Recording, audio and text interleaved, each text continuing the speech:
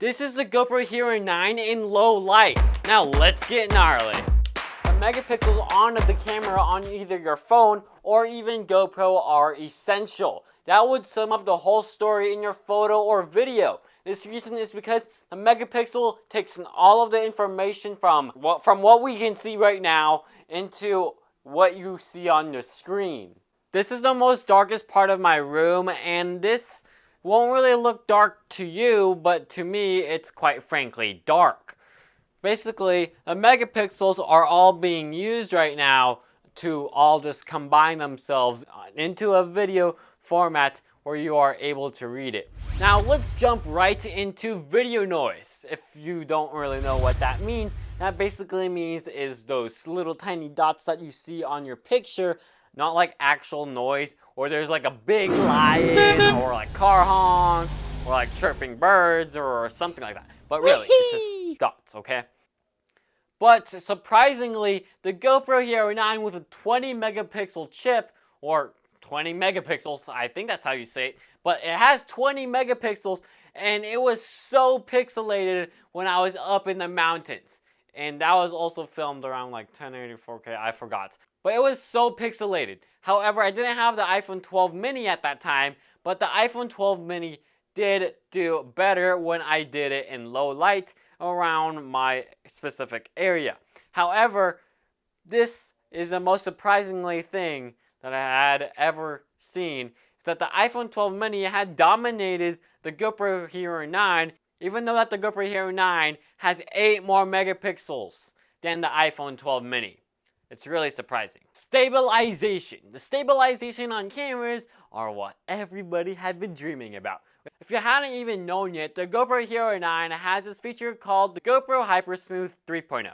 That's supposed to stabilize your GoPro's footage, and basically it does work, but not all the time, because on those edges that Ben Schmanky a couple months ago had mentioned, basically there can be some fisheye looks, or either there can be no fisheye looks, or either you see the gelatin effect. The GoPro Hero 9 with its Hypersmooth feature seems to work better in broad daylight and not really in the afternoon.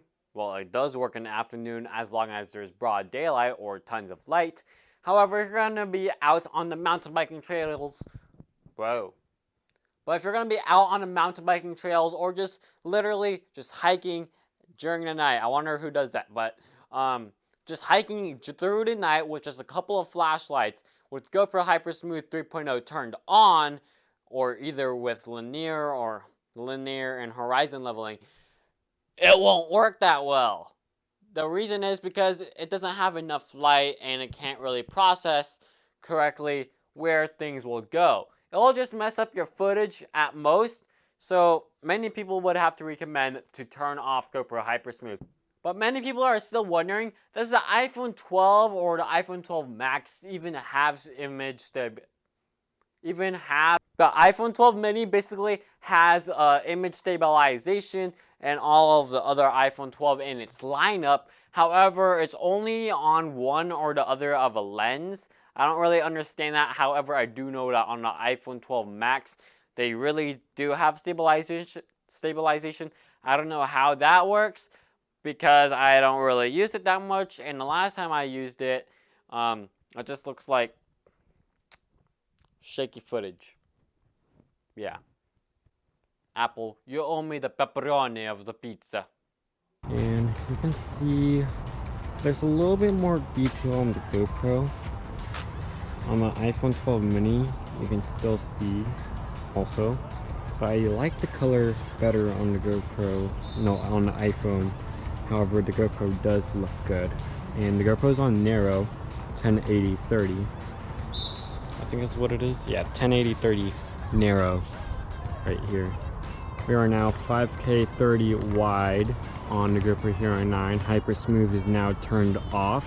On the iPhone 12 mini, we're doing the casual 4K 30 on the wide lens. Now this is on its 1X, a standard lens.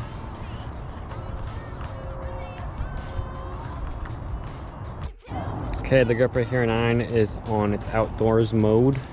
5K 24 frames per second wide. On the iPhone we're on 4K 30 on its standard lens. This is its wide lens. As you can see, there's not so good of light.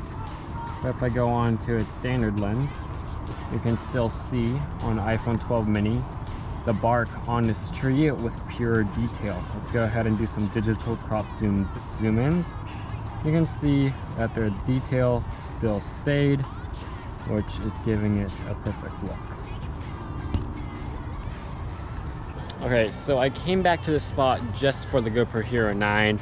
It's on 5K at 24 frames per second wide on the outdoor mode, and it looks terrible from my screen. If I go towards the black right now, look at that. It looks so bad. Ooh, that's not so good. But if you go back, it's totally normal. Back over here, no. These GoPro settings that I'm about to tell you, I didn't even create them. Basically, it's David Manning's GoPro settings that you should use on your GoPro Hero 9 Black. Your shutter speed should be set to 1/48th of a second because remember, you want to keep it a little bit brighter and above and actually below the 1/80th rule on the shutter speed, because if it's much more higher, and basically it's gonna mess up your footage because it's way too dark. The bit rate is set to high. The EV composition is set towards 0. The ISO minimum is set to 100. The ISO maximum is set to 1600, and the white balance is set as 3200 Kelvin. The sharpness is low and the color is GoPro. You could put that on RAW, but I don't really recommend it because you would have to edit every single footage and color grade it, and it's gonna waste your time. So keep it on GoPro, even though it might mess you up multiple times. Unless you have an editing team, go ahead for RAW. But those are GoPro settings that are recommended by David Manning, and I'll have his thing linked in the description down below. Now, I'm Reagan from ReaganVFilms Tech, and before you go ahead and check out this playlist right here that's going to let you learn towards your full advantage about the GoPro Hero 9 Black and to grow your channel. Now, shaka and mahalo, and I'll see you on our next adventure.